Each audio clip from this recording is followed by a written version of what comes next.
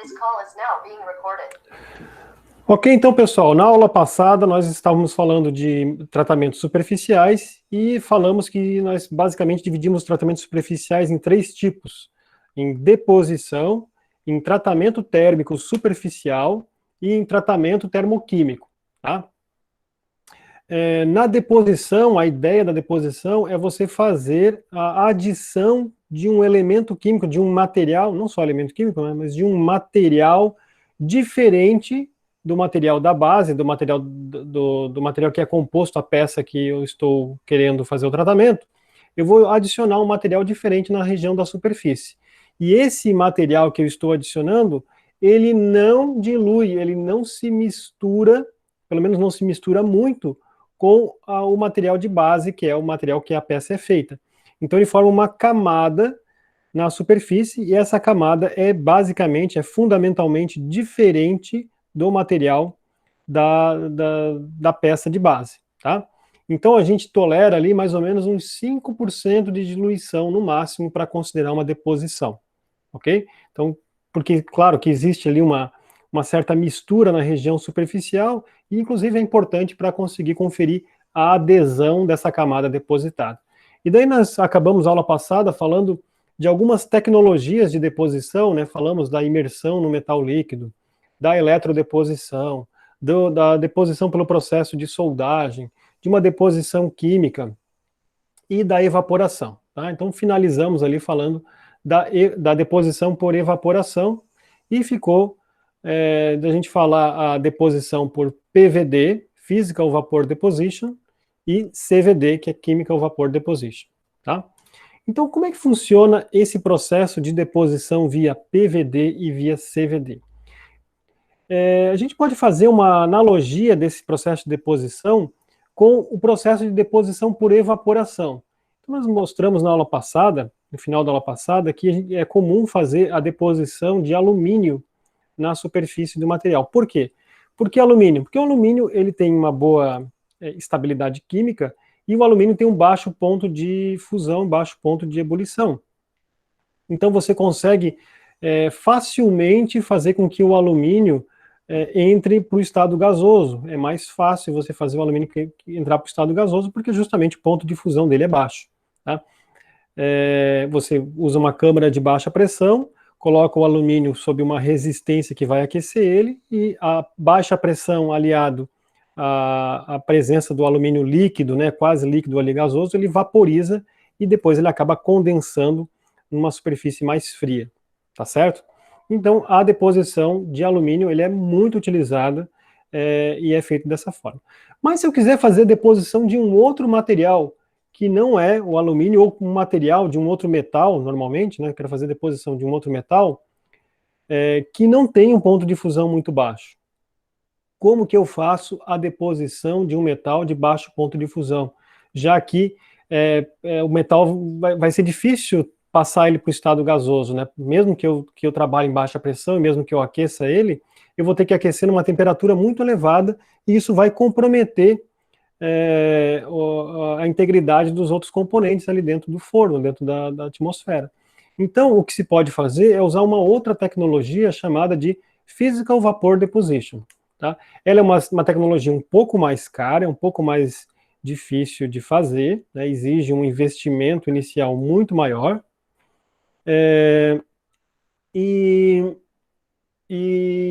mas, claro, dá resultados melhores, né? Dá resultados bastante interessantes. Como é que funciona essa tecnologia? Essa tecnologia utiliza o plasma frio como meio de vaporização do metal. Então a gente precisa fazer com que o metal entre na fase gasosa. Para que o metal entre na fase gasosa, eu tenho que arrancar um material, átomos metálicos de um alvo, de um metal de sacrifício. Então o que se faz ali é arrancar esse material, né, erodir esse material de sacrifício e fazer com que átomos desse metal entrem na atmosfera. E isso é feito utilizando a tecnologia de plasma frio, né, descarga elétrica em regime, tem um regime de descarga elétrica, né, um deles é o regime de arco, mas existe um regime chamado de descarga luminescente anormal, que é justamente esse utilizado no plasma frio.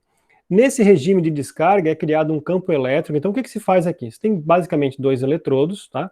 Existem outras tecnologias que eu não vou falar, tá? Existem tecnologias via micro-ondas e outras formas de gerar esse plasma, tá? Mas eu vou falar do método mais tradicional, que é entre eletrodos. Então você tem uma câmara que é evacuada, que é tirado o vácuo, tirado o ar, né? É evacuada.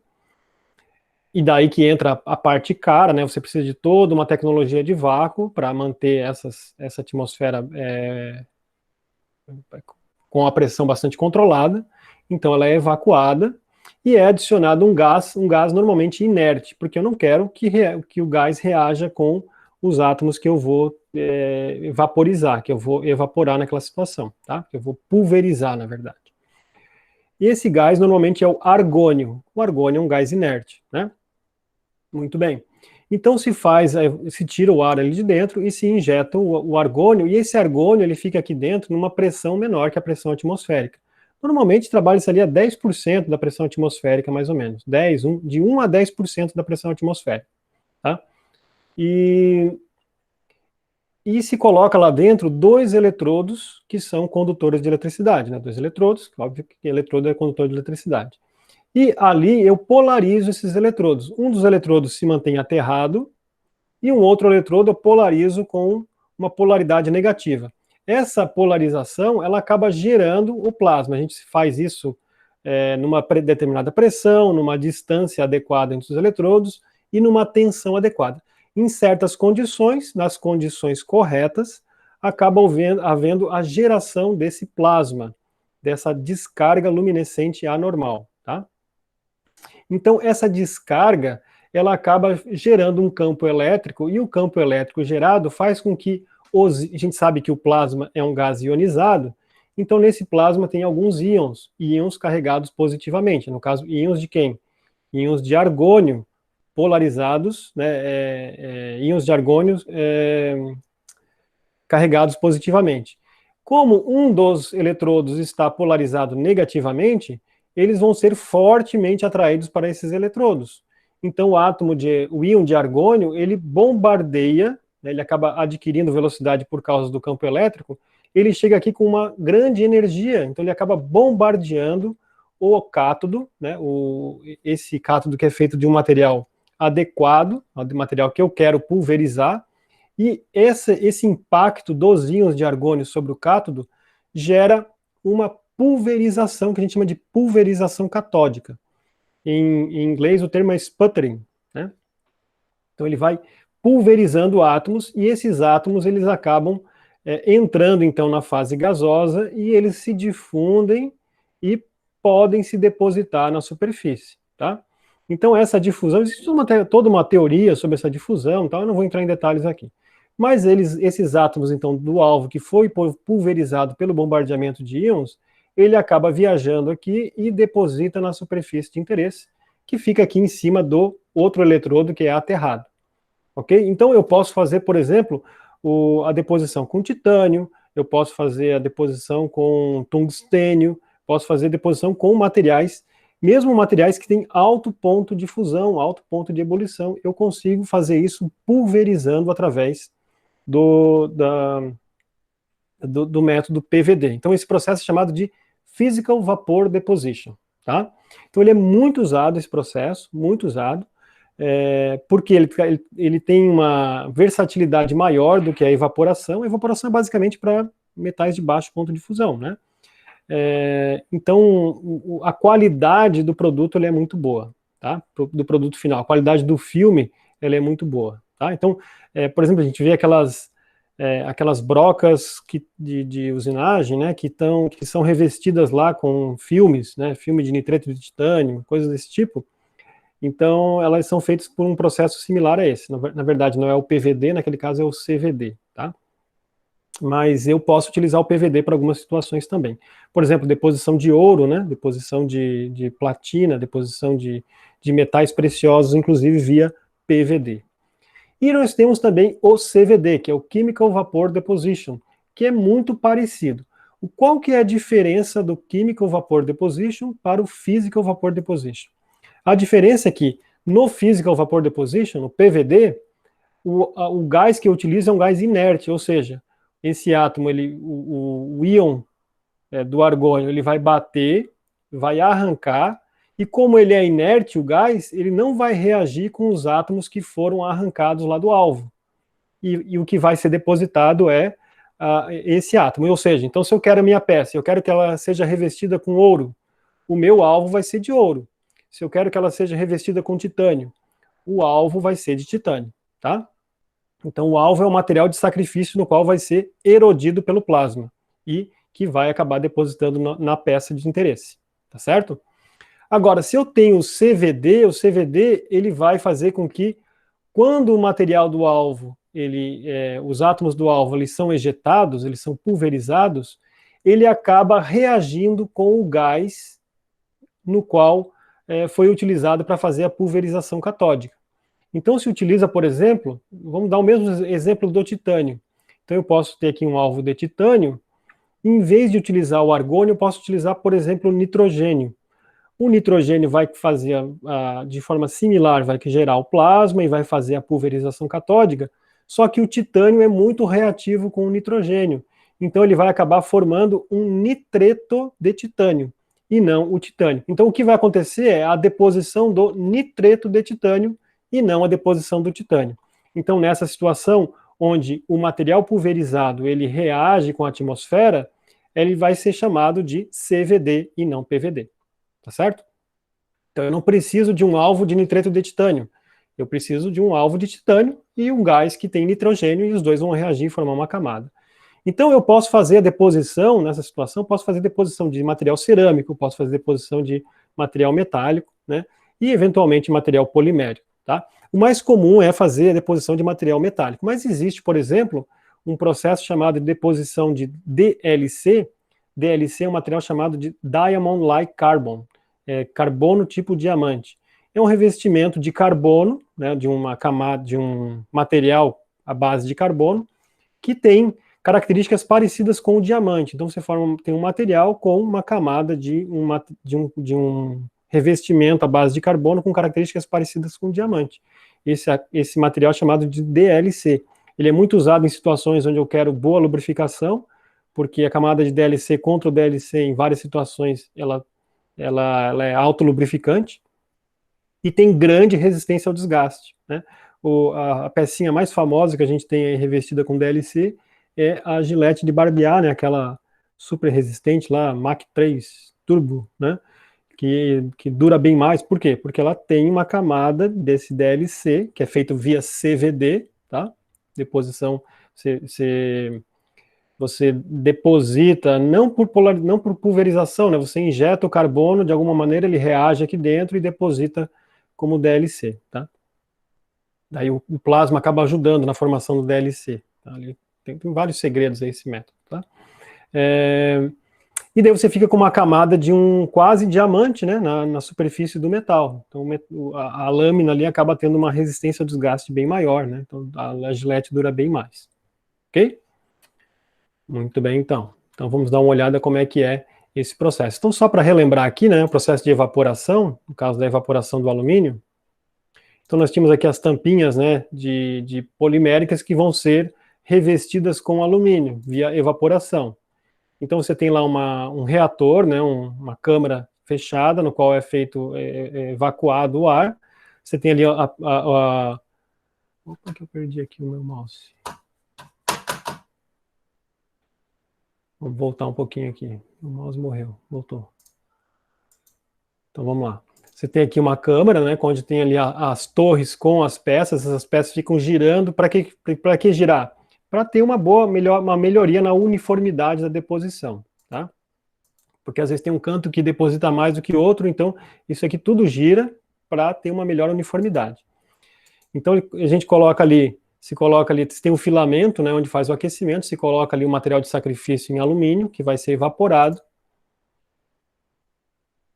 e ao fazer o aquecimento, ao fechar e fazer o aquecimento desse negócio aqui, ele vai, né, veja que ele tem dupla abertura, né, enquanto um fica fazendo, o outro eles ficam desmontando e montando, né, eles ficam tirando aqui e montando todo o cacho novamente, enquanto esse aqui faz evaporação, para melhorar a produtividade. E depois está aí, ó, Tá prontinho, depositado, né? Depositado com alumínio. Nessa situação, eu evaporei o material de sacrifício via termicamente, né? Evaporei ele termicamente. Certo? Agora vamos ver o processo via PVD, Physical Vapor Deposition. Então, nessa situação, eu não vou evaporar, eu vou utilizar um plasma, né? Então, se faz um equipamento da mesma maneira, onde tem aqui um dos cátodos, no caso aqui é ouro, né? Uma placa de ouro. E coloca ali as bijuterias ali, semijóias, sei lá. E ele vai evaporar. Veja que tudo gira também, né? Que é para melhorar a uniformidade da deposição. Daí todo isso aqui, né? Tem toda uma borracha, né? Para fazer todo um sistema aqui para manter a câmara hermeticamente fechada. E isso leva, às vezes, algumas horas, né? O processo, tá? Então o plasma lá vai gerando, gera a descarga, e a descarga pulveriza o ouro e o ouro vai lentamente depositando na superfície. Então tá aí, ó, pecinha que foi feita deposição via PVD. E a CVD é a mesma coisa, só que em vez de utilizar um gás inerte, utiliza um gás reativo que vai reagir com o átomo pulverizado. Ok? Muito bem. Então aí a gente finaliza a parte de deposição, tá?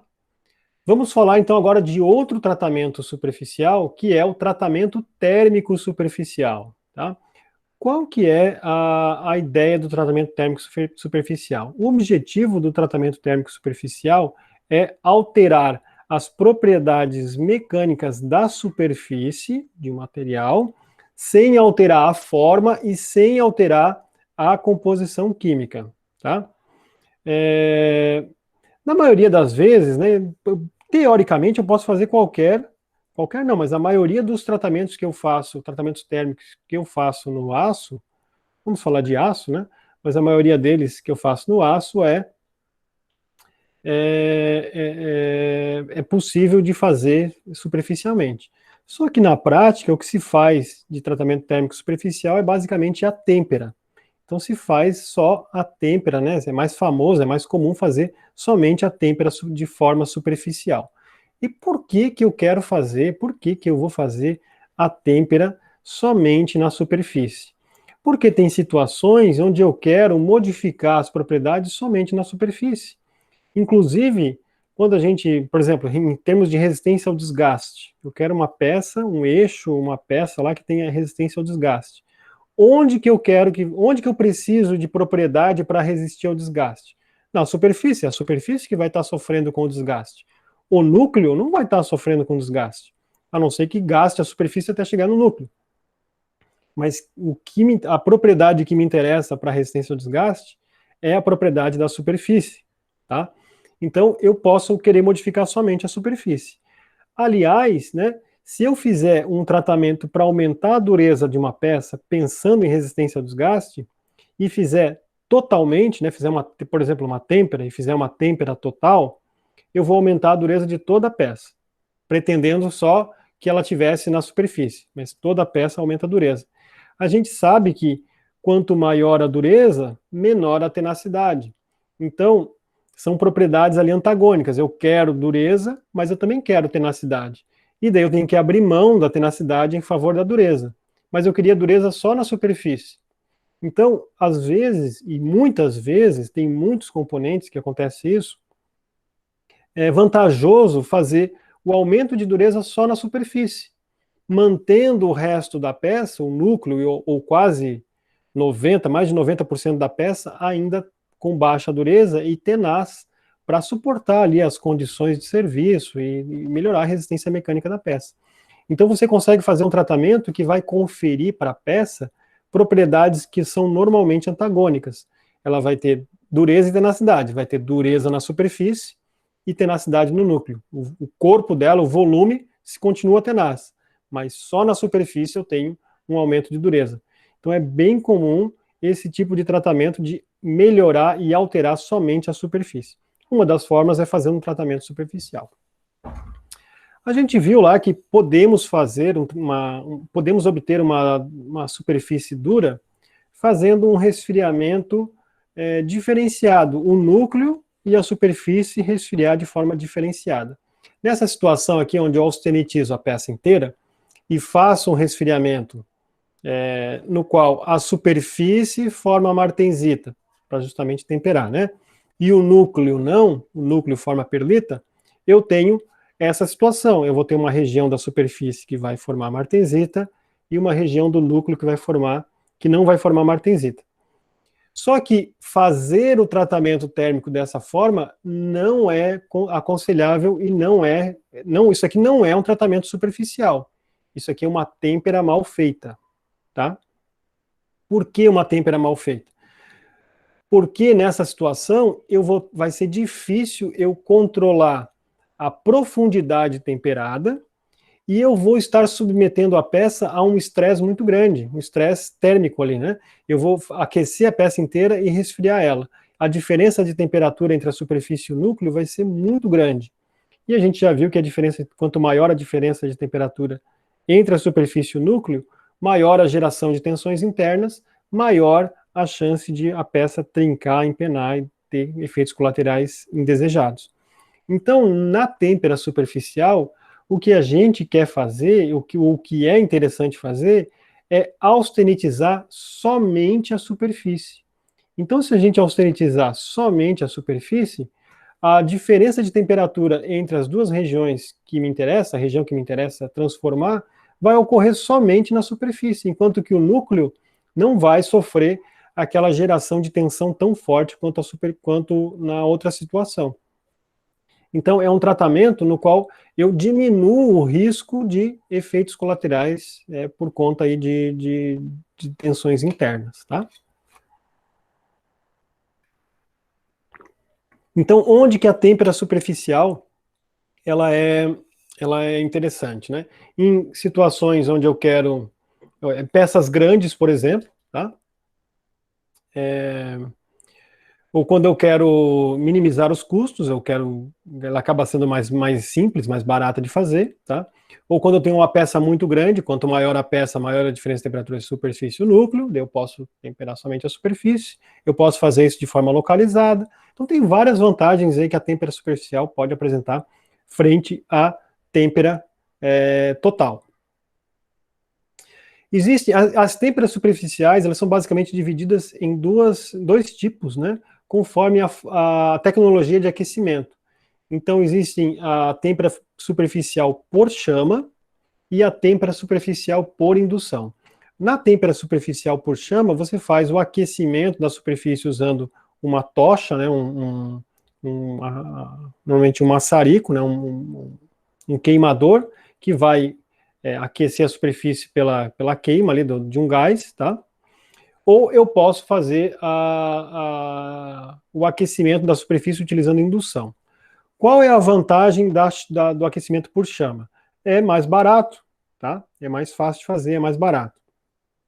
No aquecimento por indução, o equipamento ele exige uma corrente muito grande e o custo da eletrônica do equipamento é muito alta, né? Então, ele acaba tendo um custo de estrutura, né? Um custo maior, tá? E quanto maior a peça, mais difícil isso fica, né? Então, para peças muito grandes, às vezes é até inviável utilizar o aquecimento por indução, você tem que fazer o aquecimento por chama. Até mostrado aqui, né, o aquecimento por chama normalmente de peças grandes. Em peças pequenas, normalmente o aquecimento é por indução, porque daí o custo-benefício acaba ficando melhor, tá? O aquecimento por indução, ele é mais facilmente aplicável na automatização, né, do processo. Não que a por chama não seja, né? Mas para a indução ela meio que cai como uma luva para o processo automatizado de fabricação, ou de processamento, tá? Quando que é utilizado? Quando você tem que temperar peças grandes, como eu disse, né? Eu posso fazer a têmpera em materiais com menor temperabilidade, tá? Então eu não preciso que o material tempere em todo o volume, né? Eu posso fazer isso em peças que vão temperar somente a superfície. Como a diferença de temperatura entre a superfície e o núcleo eu não vou ter, vou aquecer somente a superfície, o risco de trincamento e empenamento é menor, né? E o investimento, claro que aqui isso depende também, né? Se eu estiver falando de aquecimento por indução e tamanho de peça e tal, para peças grandes, né? Pode ser que isso não seja muito verdade, tá? O investimento de capital é menor, né? Para várias situações, não para todas, tá? Ok? Vamos dar uma olhadinha então aqui numa demonstração disso, né? Então vamos ver a têmpera superficial por chama. Então temos aqui, ó, a têmpera de uma engrenagem, dos dentes da engrenagem por chama. Então ele está fazendo o aquecimento. Veja que ele faz o aquecimento de forma bem alternada, né? Ele pula vários dentes aqui para o aquecimento de um não atrapalhar o aquecimento do outro, né? Então ele faz o aquecimento ali, tá? Veja que em cima ele tem uma tocha e embaixo ele tem um jato de água. Então ele faz o aquecimento até austenitizar, é isso, já fizeram isso tudo, já conhece o tempo que tem que ficar aquecendo ali para chegar na temperatura e na profundidade desejada. E uma vez que atingiu a profundidade, ele faz o resfriamento. Então, pronto, está feita a têmpera desse dente. Depois, claro, tudo vai para um revenimento depois, né? Precisa do revenimento, sempre, tá? Mesmo na têmpera superficial, você precisa fazer o revenimento. Então, ele ainda está resfriando aquele dente, tá? Daí ele vai para o outro dente, né? Ó. Não, eu pulei ele, né? Mas daí ele pula alguns dentes, né? Para justamente o aquecimento aqui não atrapalhar, tá? Daí agora vamos para a têmpera superficial por indução. Veja que o interessante da têmpera do aquecimento por indução é que ele faz um aquecimento bem localizado mesmo. E quando você induz a corrente num condutor, a corrente ela tende a circular mais pela superfície do material. E você consegue controlar isso razoavelmente bem pela frequência que você aplica. Então, dependendo da frequência que você aplica, você consegue profundidade maior ou menor de aquecimento. Então, o controle da profundidade temperada, ela é bem mais acurada, bem mais correta no aquecimento por indução. Então, ele está mostrando aqui um sistema de aquecimento portátil, no qual ele vai aquecer a superfície e não vai dar nem tempo de aquecer a peça inteira para, inclusive, queimar a mão dele. Ó.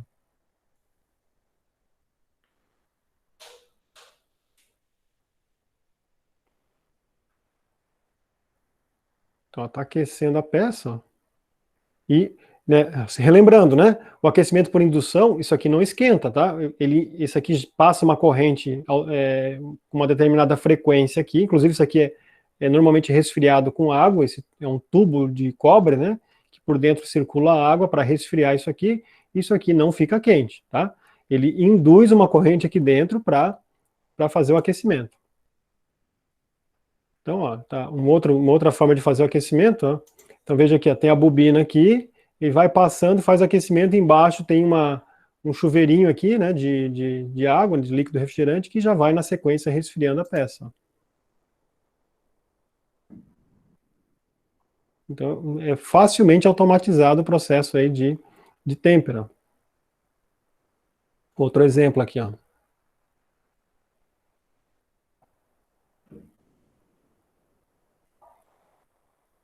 Então, ele está temperando um eixo, né? Veja que ele vai passando aqui, ó, e vai temperando, ó, aquecendo e resfriando. Então, é bem rápido mesmo o processo. E você vai conseguir isso superficialmente. Aqui é a peça que vai descendo, né? Ok? Então, pessoal, em termos de tratamento térmico superficial, é isso. Como eu disse, em teoria eu posso fazer o tratamento superficial em vários tratamentos superficiais, né, aplicados só superficialmente, mas em 99% das vezes, né, talvez até mais, o que é feito é a têmpera superficial, tá? Muito bem. Para fechar essa parte de tratamentos superficiais, vamos falar dos tratamentos termoquímicos. No tratamento termoquímico, eu combino a deposição com o tratamento térmico. Então, eu faço a adição de um elemento de liga na superfície e a superfície normalmente está quente. E pelo fato da superfície estar quente, esses átomos que se depositaram na superfície, eles não vão ficar na superfície. Eles vão acabar difundindo para o interior e misturando-se com a superfície, com a região da superfície.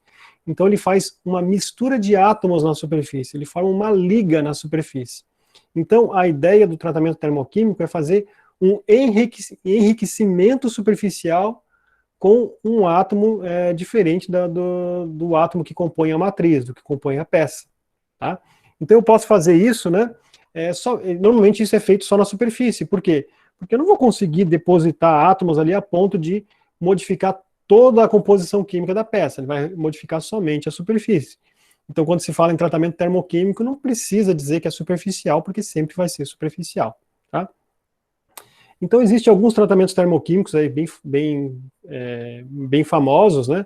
O mais famoso é a cementação, tá? Cementação, nitretação, tem boretação, tem oxidação, tem fosfatização, tem oxidação negra, tem oxidação azulada,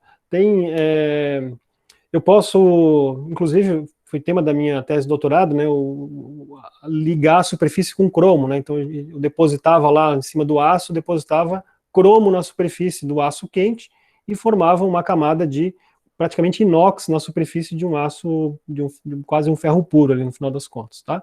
Então, você faz um tratamento, você enriquece a superfície com um outro elemento de liga, formando uma liga na superfície, ok? Vamos falar do primeiro aqui, que é o mais famoso, que é a cementação. Na cementação, eu faço o enriquecimento da superfície com carbono. Então eu pego uma peça, que tem normalmente baixo carbono, e por que a peça tem... Por que seria interessante enriquecer a superfície de uma peça com baixo carbono? Por que eu já não uso uma peça de alto carbono de uma vez? Porque quanto maior a quantidade de carbono na peça, mais dura ela fica, no aço, né? Mais duro ele fica, mais difícil ele fica de trabalhar com ele.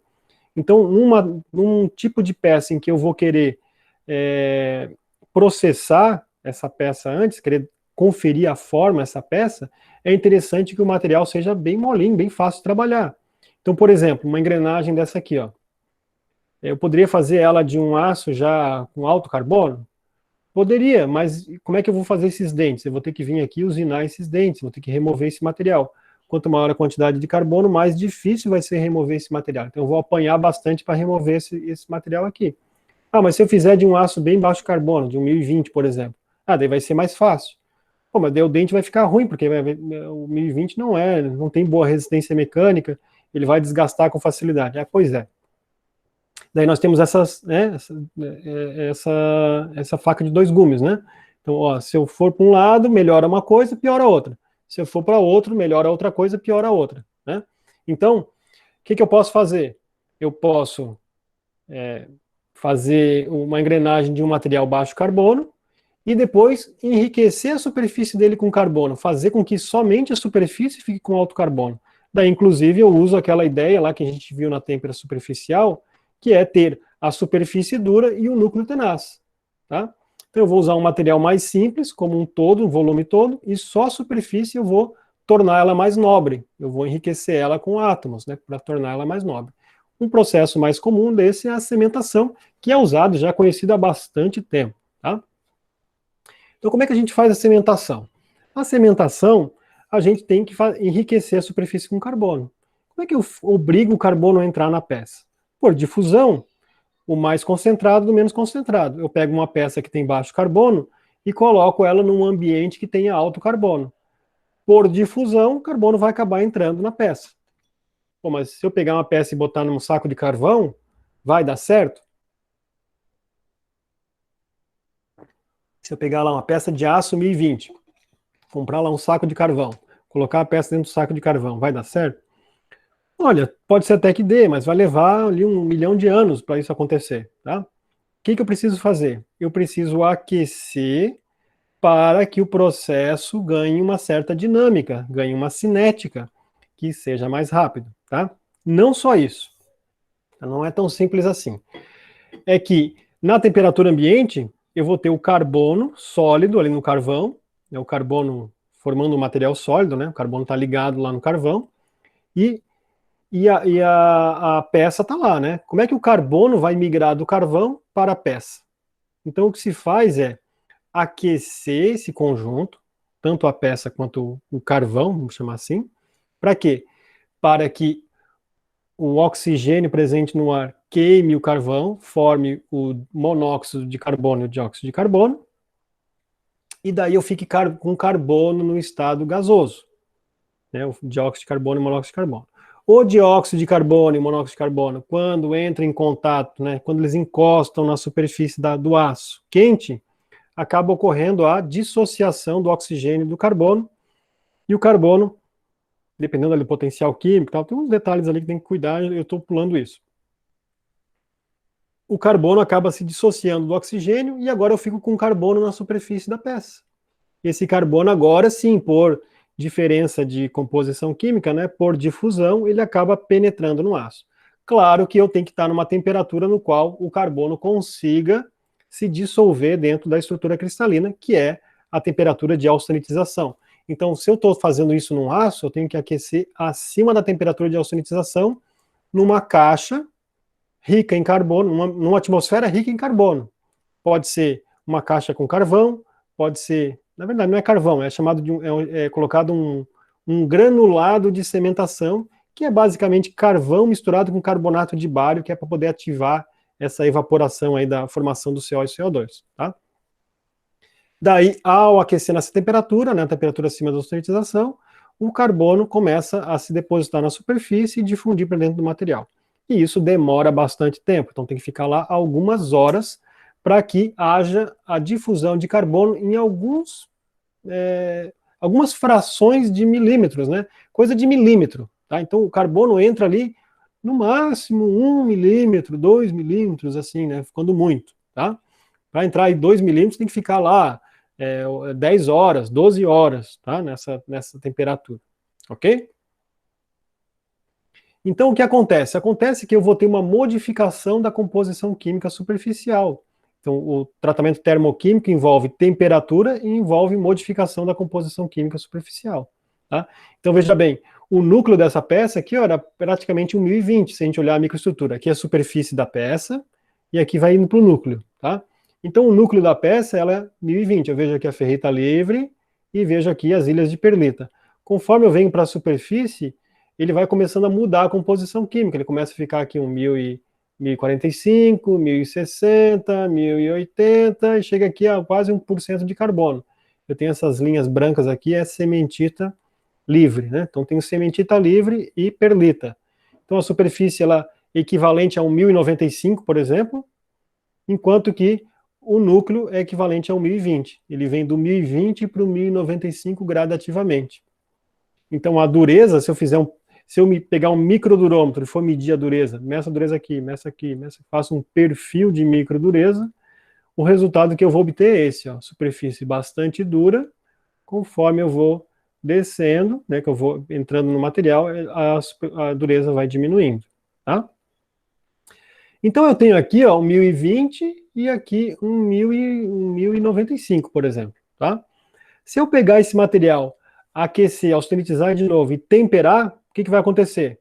A superfície, que tem uma quantidade grande de carbono, vai formar martensita, e o núcleo, que está longe da superfície e é de 1020, praticamente não vai formar nada de martensita. Então eu vou ficar com a superfície com uma dureza bastante elevada, de um material temperado, de alto carbono temperado, enquanto que o núcleo fica bastante mole ainda, porque ele é feito ali basicamente de 1020, de um aço de baixo teor de carbono, tá? Então existem aços que são especiais para cementação, né? O 8620, o 4320, veja que o 20, né, ele tem 0,2% de carbono só, são especiais para cementação, porque além do baixo carbono ele tem outros elementos de liga que auxiliam no processo de têmpera após o enriquecimento com carbono, tá certo? Então, quais são as formas que a gente tem para fazer a cementação? Nós temos cementação em caixa, que é essa aí que a gente coloca a peça dentro de uma caixa que tem o granulado de cementação, fecha essa caixa, coloca no forno. Então, dentro daquela caixa vai ter o carbono e um pouco de oxigênio dentro da caixa, eles vão reagir, formar o CO e CO2, vai ficar lá por horas e vai fazer, então, a cementação. Eu posso fazer a cementação num líquido rico em carbono. tá? Normalmente cianetos, tá? Que são extremamente tóxicos, insalubres, etc. Então a cimentação líquida, ela tem sido banida aí, né? Quase não tem mais visto aí cimentação líquida. A cimentação pode ser feita a cimentação gasosa, num gás rico em carbono, tá?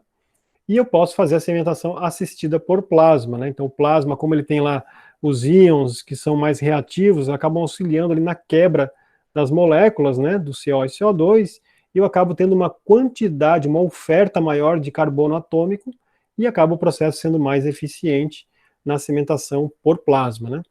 Mas o método ainda mais tradicionalmente utilizado é a cimentação em caixa, tá?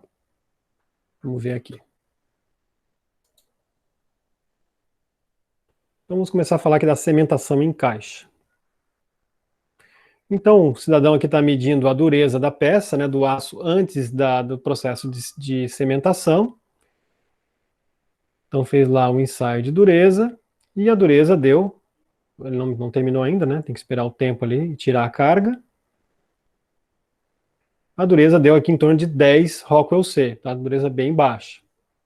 Daí ele preparou a caixa e está colocando granulado de cimentação, né, uma peça rica em carbono e carbonato de bário. Pode ser grafite, né? Pode ser um granulado mesmo. Está colocando as peças que ele quer cimentar ali dentro e vai depois cobrir com mais granulado de cimentação.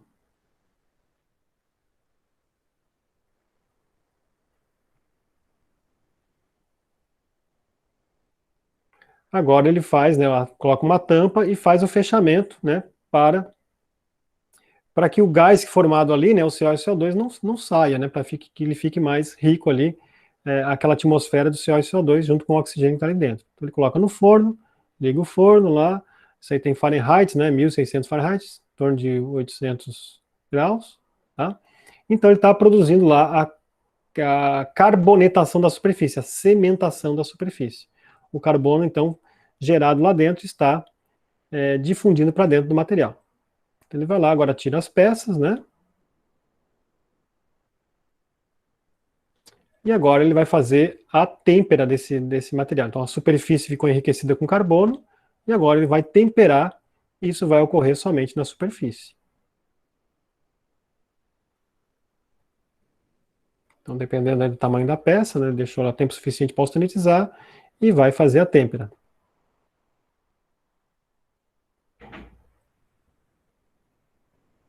Então esse processo vai ocorrer a formação da martensita na superfície, enquanto que o núcleo, que é baixo carbono, vai acabar não ficando com a dureza elevada. Então a dureza chegou aqui a 62 Rockwell C, tá?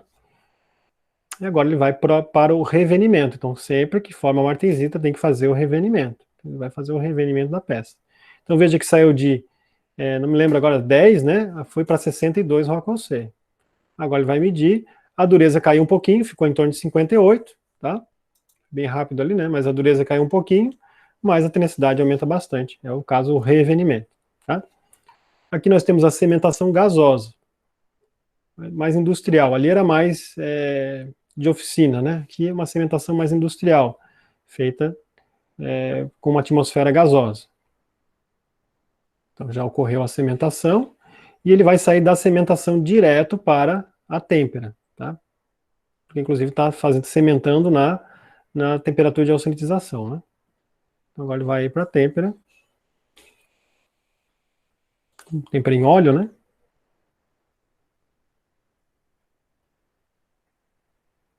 E faz o resfriamento, então, no óleo, onde vai formar uma martensita somente na superfície.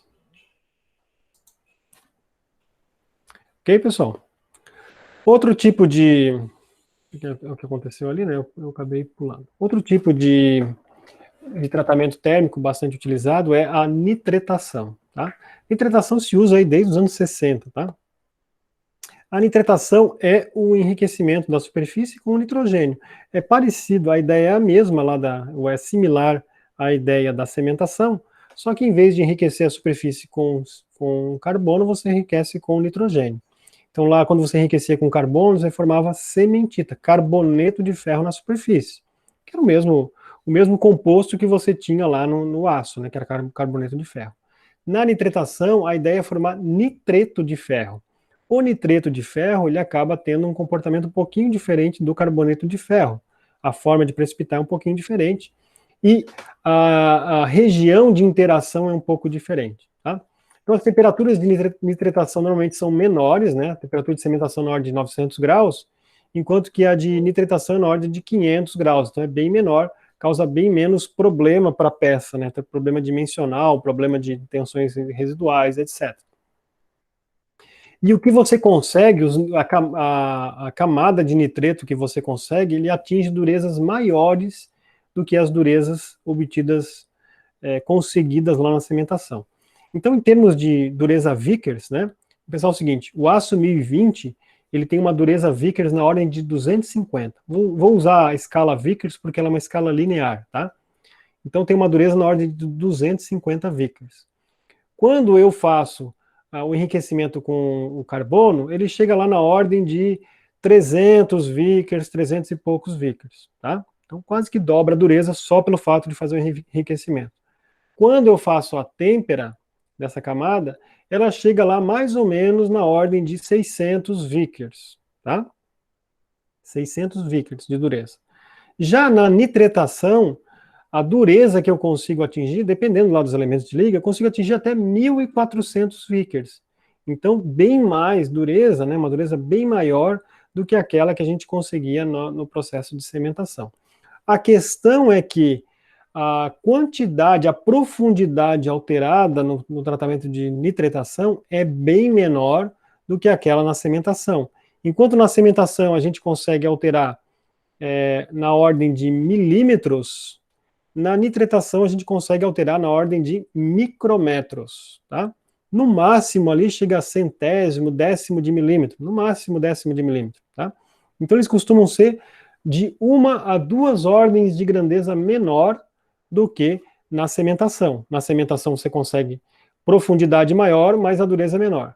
Na nitretação você consegue dureza maior, mas profundidade menor, tá? A nitretação ela pode ser feita de forma líquida, gasosa ou por plasma. A mais usada hoje em dia é a nitretação gasosa, mas a nitretação por plasma tem sido bastante utilizada porque a nitretação gasosa usa amônia, e a amônia ela é inflamável e venenosa. Se vazar amônia, né, você pode morrer envenenado ou queimado, tá? Inclusive, antigamente, né, no circuito de ar-condicionado e no circuito de geladeira, não se tinha lá o CFC, né? Antes do CFC. O CFC ele veio para revolucionar a indústria da refrigeração, porque antes do CFC se usava amônia, e a amônia, se vazasse, né, ou matava ou pegava fogo, tá? Então, quando se descobriu o CFC, no Congresso lá, o cara, para mostrar que quão bom era o CFC, ele respirou um pouco de CFC e apagou uma vela, ou seja, era inerte e não era inflamável, né? Já a amônia era explosiva, né, e tóxica. Depois que expirou, estava perto de expirar a patente do CFC, né, daí descobriram que o CFC fazia mal para a camada de ozônio, tá? Agora que daí fizeram era o R12, né? O gás R12, que era o CFC. Agora daí substituíram por R134A, né? Que daí não sei o que e tal. Isso faz lá nos anos 80, né? Nos 90, 80. Agora tá para expirar a patente desse R134A. E adivinha, né? Estão achando problema nele também, né? Vão ter que daí vão ter que procurar um outro gás, né? Que é patenteado também, né? Tá bom, tá? Ainda não provaram, tá? Não provaram por A mais B que o CFC faz mal para a camada de ozônio, não, tá? Ok? Então temos aqui a nitretação líquida, né? No caso, a nitretação líquida utiliza líquidos nitretantes, tá? É bem ruim, esses líquidos, eles são tóxicos, eles produzem uma camada muito grossa, que é ruim, né? Porque ela é muito dura, muito mais dura que a base, então traz um monte de problema. Normalmente é usada a nitretação gasosa, onde você utiliza amônia, o problema é esse, é utilizar amônia, ou você faz a nitretação por plasma, utiliza aquela descarga luminescente em regime anormal, que você consegue um controle maior e você usa nitrogênio. Tá? O nitrogênio, o problema, por que você não usa nitrogênio para nitretar? Porque não adianta esquentar o nitrogênio, porque ele não quebra, ele não fica com nitrogênio atômico para penetrar no material. Tá? Então você não adianta pegar o nitrogênio e aquecer lá a 500 graus, que ele continua N2, ele não fica o nitrogênio atômico. Agora, se você usa o plasma consegue quebrar o N2, forma nitrogênio atômico, e o nitrogênio atômico consegue penetrar na superfície. Então o que ele forma aqui de microestrutura é uma camada pura de nitretos, então eu vou formar um nitreto de ferro aqui, ó, e forma precipitados na forma de agulha. Esses precipitados aqui são precipitados de nitreto de ferro também, tá? E isso vai produzir um aumento de dureza na superfície. Certo? Então, vamos ver aqui a nitretação. Então aqui no caso a nitretação a plasma, né? Nem tem vídeo muito de nitretação líquida. Nitretação a plasma usa um reator. Nesse reator você posiciona as peças elas têm que ser condutoras de eletricidade, elas ficam no cátodo, ou seja, elas são polarizadas negativamente, enquanto que as paredes do reator ficam aterradas. Então, e os dois eletrodos é a peça e a parede do reator. É injetado o gás ali dentro, é tirado o ar, injetado o gás a baixa pressão, e daí forma-se o plasma, né, com a condição ali adequada para formar o plasma, e esse plasma forma-se em volta de toda a peça, produzindo então a quebra do nitrogênio e o enriquecimento da superfície com o nitrogênio, a nitretação. Então, tipicamente, é um processo que leva de 2 a 6 horas, né, dessa situação aí, e depois do tempo adequado, se faz a abertura do reator e se tira a peça que foi nitretada.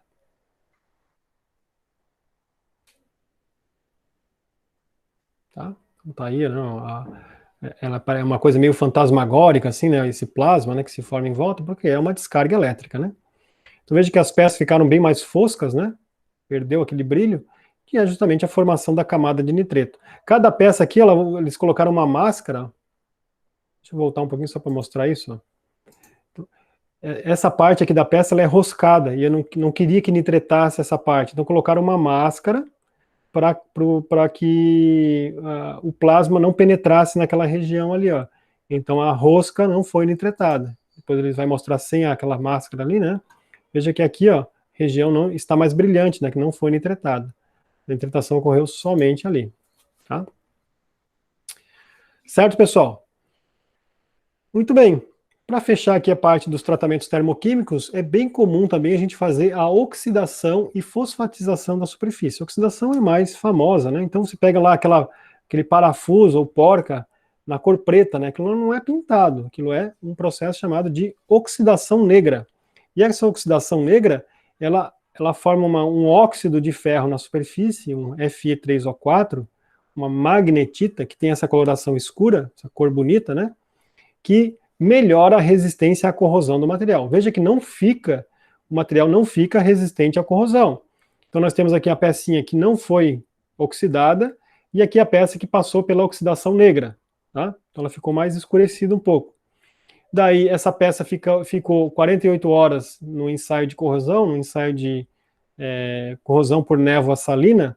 A peça que não tinha sido oxidada acabou enferrujando, formando lá o hidreto de ferro, né, aquela ferrugem vermelhada, enquanto que a peça que tinha sido protegida um pouco, né, com a oxidação negra, ela acabou formando menos dessa ferrugem. Então é bem comum você fazer a oxidação negra em peças que você vai manipular muito, em peças que vão atritar com outras, né.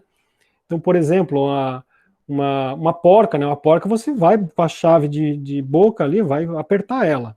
Se ela for pintada, na primeira forçada que tu der nela, a tinta vai se destacar, vai estragar. Na oxidação, claro que se você riscar, a oxidação vai sair, mas ela acaba tendo uma combinação entre resistência ao desgaste e resistência à corrosão razoavelmente boa. Tá? Então, se faz muito esse revestimento, né, com oxidação, porque passa a ser bastante interessante. Tá? Eu vou mostrar aqui, né? Na verdade, eu vou mostrar aqui, ó.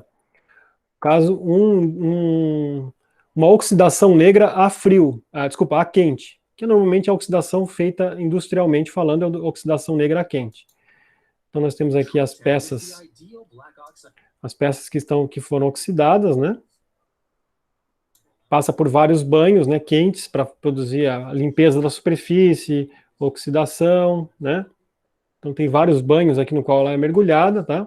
Para produzir essa oxidação.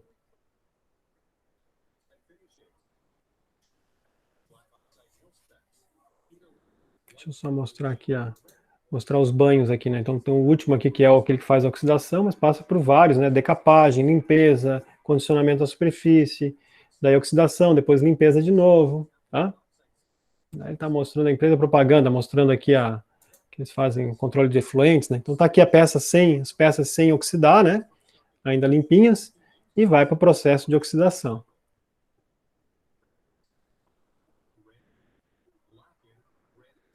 Passa, assim como lá naquele de eletrodeposição, né?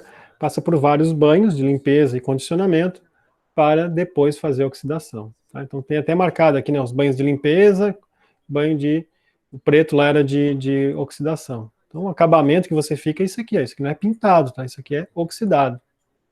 Peças oxidadas, peças que vão ser manipuladas, né? Bom, todas essas passam pela oxidação negra.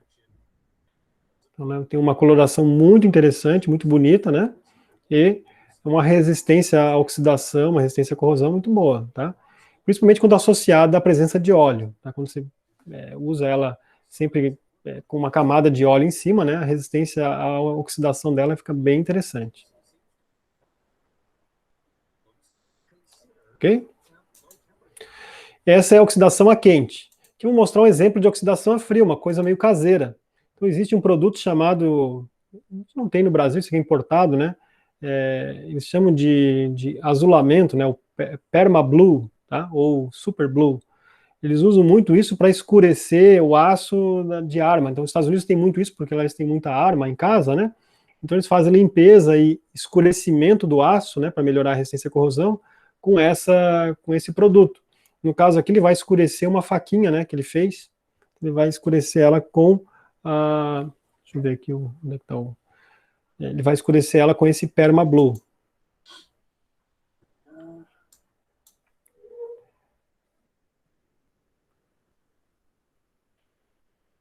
Porque é uma faca de aço carbono, né, senão ela vai enferrujar toda, né. Então ele já enferruja ela, né, de forma controlada, que é para não formar aquela ferrugem ruim. Né? Aqui é uma ferrugem boa. Veja que ele já vai oxidando, né. Daí ele tem que limpar lá com bombril, passar várias camadas, né? Ele faz isso várias vezes para ela ficar pretinha e bonita. Isso melhora aí consideravelmente a resistência à corrosão da peça. Então há uma reação, então é um tratamento termoquímico, né? Nesse caso aqui não é termoquímico, porque não tem temperatura, né? Mas lá na